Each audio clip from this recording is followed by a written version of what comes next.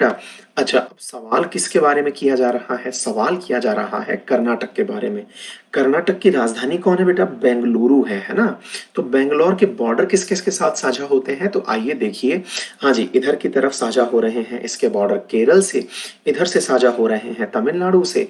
यहाँ देखिए तो आपको मिल रहा है आंध्र प्रदेश। एक बार देखते हैं चलिए। इसको कहा हमने तमिलनाडु, ये हो गया आपका केरल।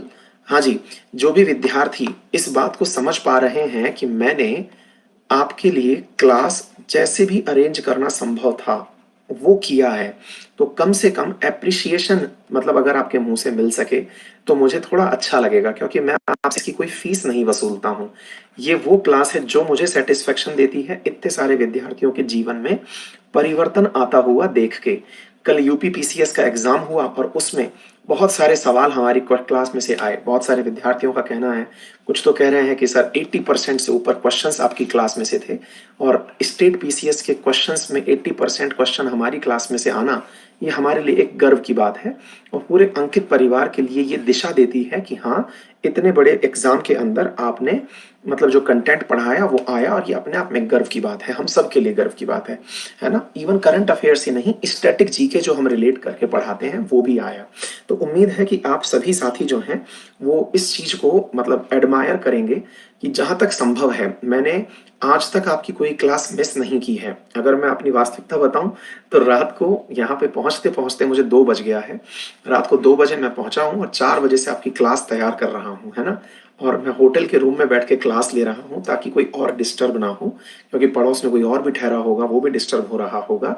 तो प्लीज सिंसियरली पढ़ लीजिए। जो मैं आपके लिए प्रयास कर सकता हूँ आप उसको अधिकतम लाभ सुनिश्चित करिए और नोट्स बनाते चलिए, पढ़ते चलिए, है ना? और जो मैं आपसे मांगता हूँ वो केवल इतना कि सेशन शेयर कर दीजिए। ठीक है बेटा? चलिए आइए इधर देखते हैं मेरे प्यारे साथियों। ये वाली जो जगह मैंने आपको बताई कि कर्नाटक के बॉर्डर किस किस से लगते हैं, इधर हो गया ये मेरे प्यारे साथियों महाराष्ट्र। ये है छोटू सा गोवा, है ना बेटा? इधर की तरफ तेलंगाना, ये आंध्र प्रदेश, इधर तमिलनाडु, इधर केरला। अगर आप देखें बेटा तो ये वाला जो पूरा की पूरा भारत का हिस्सा है ना, इसे हम वेस्टर्न घाट के नाम से जानते हैं। किस नाम से जानते हैं बेटा? वेस्टर्न घाट के नाम से जानते हैं, ठीक है? अच्छा, और वेस्टर्न घाट जो है यही वो क्षेत्र है जहां पर जब मानसून आता है, कौन सा वाला मानसून आता है? साउथ वेस्ट मानसून आता है। तो बेटा उस समय पर ये मानसून जाकर के इस वेस्टर्न घाट पर टकराता है। यही कारण है कि केरल, कर्नाटक, गोवा इस क्षेत्र में भारत का सबसे पहले मानसून आता है। अब बोले इस बात को क्यों बता रहे हो? तो बेटा जब बारिश आएगी पहाड़ों पर, तो बारिश आएगी तो पानी बरसेगा भी बहुत, और बरसेगा तो फिर वो गिरेगा भी बहुत, क्योंकि पहाड़ है। तो बेटा पहाड़ पे से जब पानी गिरता है तो झरनों का निर्माण होता है, यानी कि वाटरफॉल का निर्माण होता है ना बेटा? तो जब वाटरफॉल का निर्माण हुआ तो यहाँ की एक प्रमुख नदी है जिसका नाम है शेरावती नदी, है ना बेटा? तो शेरावती नदी से यहाँ पर भारत का सबसे बड़ा वाटरफॉल बनता है जिसका नाम है जॉग फॉल। ठीक है, तो ये चीज हम कर्नाटक से याद कर लेते हैं। अच्छा, एक चीज कर्नाटक के बारे में चलो मैं और बताता हूँ आपको, और वो क्या है बेटा? जिस तरह का यहाँ क्लाइमेट है, क्यों? क्योंकि इक्वेटर के तो नजदीक है ये क्षेत्र, है ना? तो एक प्रकार से यहाँ का जो क्लाइमेट है वो प्रकाश भी है और यहाँ पर नमी भी है। ऐसी स्थिति में ये कॉफी प्रोडक्शन के लिए बहुत ही शानदार जगह है ना? तो याद रखिएगा कर्नाटक कॉफी प्रोडक्शन में फर्स्ट राज्य है। अच्छा, रिसेंटली हमने करंट अफेयर में भी एक सवाल पढ़ा था, अगर आपको याद हो तो मेरे प्यारे साथियों, यहाँ पर ये वाली जो छोटी सी जगह मैं आपको दिखा रहा हूं मार्क करके, ये वाली जो जगह है बेटा इसका नाम क्या है? इसका नाम है मेरे प्यारे साथियों कोलार गोल्ड फील्ड। याद करिएगा, मैंने आपको कुछ दिन पहले भी बताया था केजीएफ, है ना?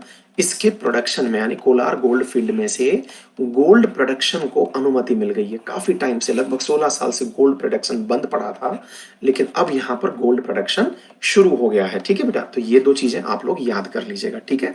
हट्टी और कोलार गोल्ड फील्ड ये दो प्रमुख स्थान है कर्नाटक में। अच्छा, अगर हम बात करें बेटा बेंगलोर की, तो चलिए थोड़ी बहुत बात बेंगलोर की भी कर लेते हैं। जिस एयरपोर्ट पर मैं लैंड हुआ था उसका नाम था बेगमपेट, है ना? वो सॉरी, बेगमपेट नहीं, वो तो हैदराबाद का है। कैंपागौड़ा, कैंपागौड़ा, कैंपागौड़ा इंटरनेशनल एयरपोर्ट। ठीक है बेटा? अच्छा, आगे चलते हैं। नेक्स्ट सवाल बड़ा, और वो क्या है? बेंगलोर के साथ साथ मैं आपको ये भी बता दूं कि बेंगलोर जो है वो भारत का आईटी हब है, इंफॉर्मेशन टेक्नोलॉजी हब है। और यहाँ पर लगभग 2000 से अधिक आईटी की कंपनी है। यही कारण है कि अनअकैडमी का भी ऑफिस यहीं पर ही है, क्योंकि हम लोग भी तो इंफॉर्मेशन टेक्नोलॉजी के माध्यम से आपको पढ़ा रहे हैं और मैं अपने आज ऑफिस के ही टूर पे आया हूँ किसी काम से, है ना बेटा।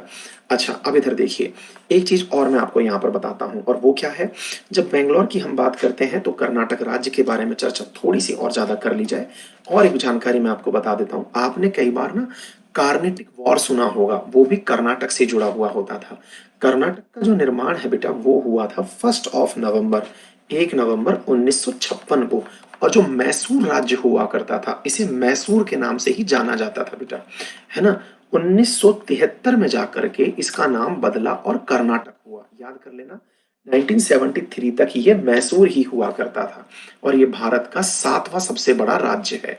7वां सबसे बड़ा राज्य है, तो नंबर 1 कौन है? तो भैया राजस्थान जो है वो नंबर 1 राज्य है। ठीक है बेटा, चलिए आगे बढ़ते हैं।